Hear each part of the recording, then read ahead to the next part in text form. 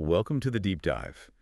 We are exploring a really fascinating set of source materials today. We definitely are. Yeah, specifically, we're centering around a Wikipedia article that details an extinct plant species known as Metasequoia occidentalis. And, on the surface, the text reads like a standard botanical profile. Exactly. But our mission for this discussion is to look beyond the basic taxonomy. We want to explore the narrative hidden within these facts with you, the listener, right alongside us. Because this is actually a century-long paleontological mystery. It is. It's a story of mistaken identity that spans tens of millions of years of Earth's history, stretches across the entire northern hemisphere, and, well, fundamentally challenges how we interpret the fossil record. Okay, let's unpack this. The historical trajectory of this specific tree provides a brilliant window into the scientific method itself. The history of science is, well, it's rarely a straightforward march of continuous progress. Right, it's usually much messier than that. Exactly. It is often a complex process of accumulating fragmentary data, making the most logical assumptions possible at the time, and then occasionally having those deeply entrenched assumptions completely overturned by a single, unexpected piece of evidence. A total paradigm shift. Yes. This species serves as a masterclass in how an entire scientific discipline can look at physical evidence for decades and completely misunderstand what they are seeing. Before we get into that historical mystery, though, Yeah. we need to establish the physical reality of what we are dealing with. What is the botanical blueprint of this organism? Right, the basics. The taxonomy presented in the source lays it out as an extinct redwood belonging to the Cupressaceae family. And a particularly striking detail from the article is that this is one of only 3 extinct Metasequoia species that are currently recognized as valid by the scientific community. Only 3. Out of the countless plant fossils discovered globally over the past 2 centuries, the parameters for this specific genus are incredibly narrow. That narrow field of valid species really highlights how meticulous modern paleobotany has become. And to truly visualize this tree, you have to discard some of the common assumptions associated with its family. Like what? Well, when you hear the word redwood or conifer, the immediate visual is usually an evergreen, right? A towering tree that retains its needles through the winter. That's definitely what I pictured. But the source notes that, similar to its living relatives, this ancient redwood was deciduous. Meaning it actively shed its foliage in a seasonal cycle. Exactly. A deciduous redwood is a beautiful image to start with. It completely changes the atmospheric picture of these ancient forests. It really does. And the source material goes into remarkable depth regarding the micro details of this foliage, which paints an even more vivid picture. The leaves were oppositely arranged on the branchlets. And the dimensions are surprisingly precise for an extinct organism. Very precise. Yeah. We are looking at leaves that were anywhere from 6 to 25 millimeters long. And a mere 1 to 2 millimeters wide. The delicacy of that foliage cannot be overstated. We are discussing needle-like leaves that are essentially a fraction of an inch long, and the structural descriptions go much further than just length and width. They mention a distinct midvein running down the center, right? Yes, and a petiolate base, which indicates the presence of a tiny stalk connecting the leaf to the main stem, plus a distinctly acute or sharply pointed tip.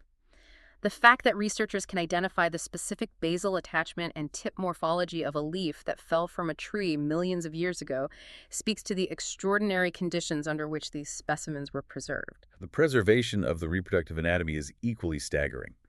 The source breaks down the dimensions of the cones and the seeds with the kind of precision you would expect from a modern botanical garden, not a rock formation. It's incredible. The seed-bearing cones were globose to ovoid in shape, measuring between 11 and 40 millimeters in length. They featured decusately arranged triangular scales. Meaning the scales grew in alternating, intersecting pairs. Right, and they sat perched on long, leafless stalks. The complexity of those seed-bearing structures is fascinating, but the actual seeds contained with them are even more remarkable. They had wings. They did.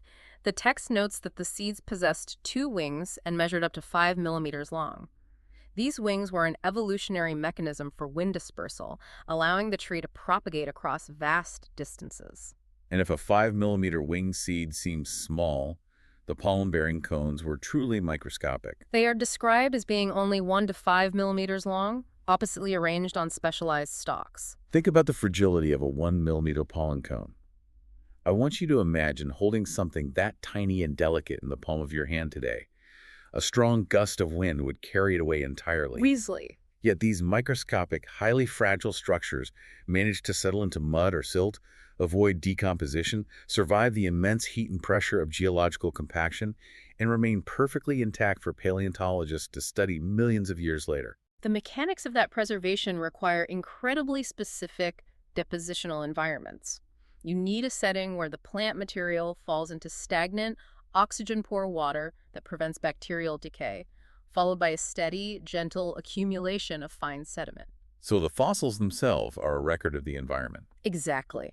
The existence of these intricate fossils tells us just as much about the ancient environment as it does about the tree itself. Which brings us perfectly to the timeline and the geography of this ancient empire. The temporal range of Metasequoia occidentalis is vast. Very vast. The source documents its first appearance in the fossil record during the late Cretaceous epoch, specifically pinpointed to the Cenomanian stage. From there, it survived all the way into the Pliocene. If we connect this to the bigger picture, the scale of that timeline is immense. Oh, absolutely. The Cenomanian stage places the emergence of this tree roughly 100 million years ago, squarely in the middle of the Cretaceous period.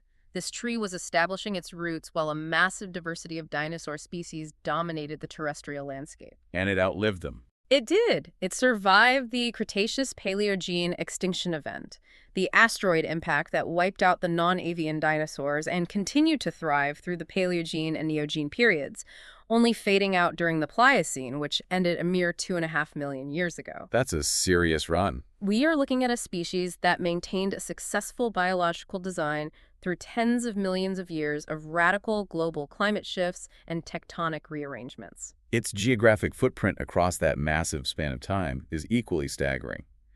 The source material outlines a distribution that blankets the northern hemisphere. Fossils have been excavated in the United States, Canada, Russia, China, and Japan. It was everywhere. Everywhere. But perhaps the most striking locations mentioned are Greenland and Svalbard. Finding a delicate, swamp-dwelling, deciduous redwood in modern-day polar regions forces you to completely reimagine the paleogeography of the Earth. The presence of these fossils in the high Arctic is a vital piece of climatic data. During the Tertiary period, the Earth was in a greenhouse state. The polar regions were not locked in permanent ice sheets. They were forested. Highly forested.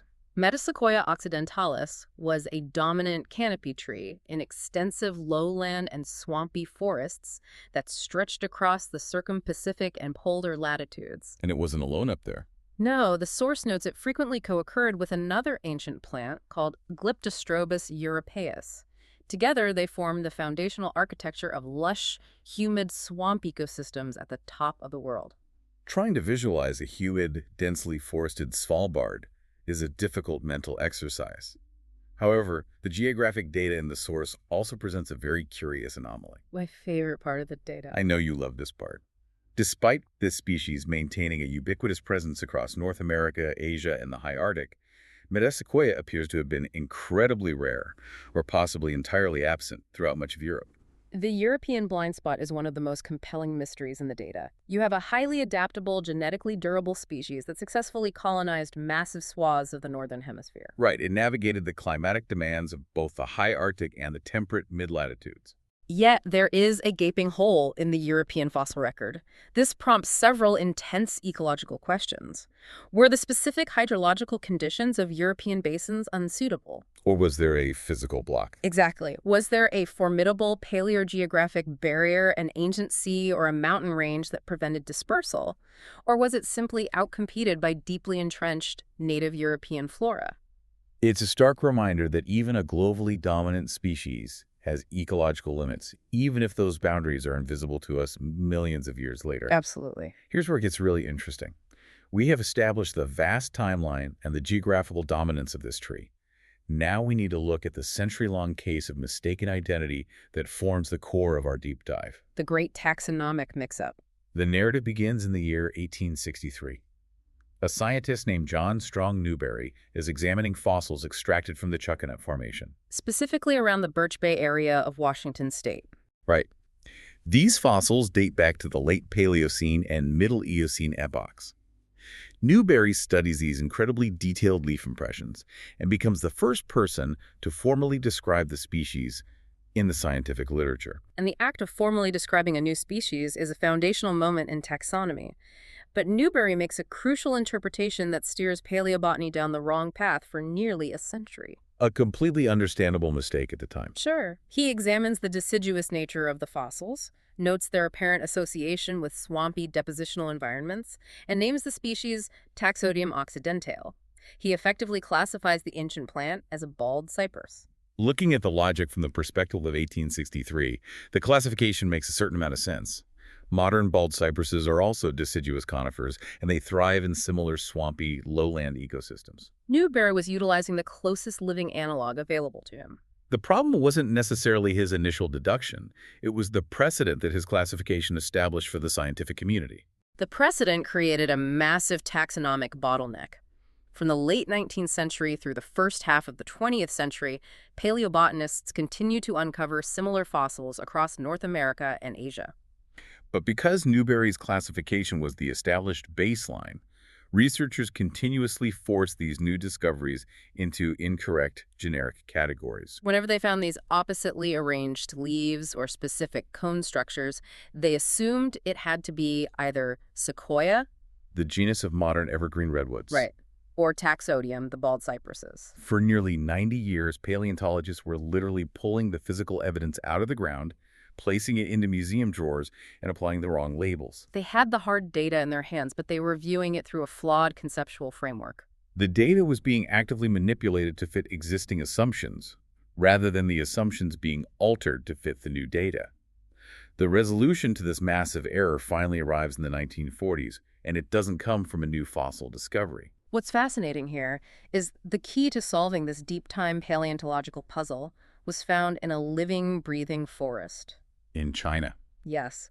In the 1940s, an expedition into a highly remote valley in central China resulted in a biological discovery of monumental proportions.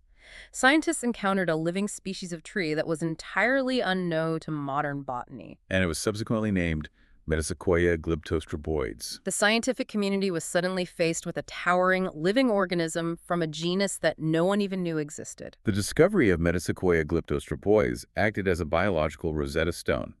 Once paleobotanists had access to the living tree, once they could observe its deciduous shedding pattern, map the precise opposite arrangement of its leaves, and study the exact morphology of its cones and winged seeds, a massive realization swept through the community. The morphological affinity between this newly discovered Chinese tree and the decades of mislabeled fossils sitting in museum collections became impossible to ignore. The pieces finally clicked together. The living tree provided the structural blueprint that was necessary to finally interpret the fragmented fossil record correctly.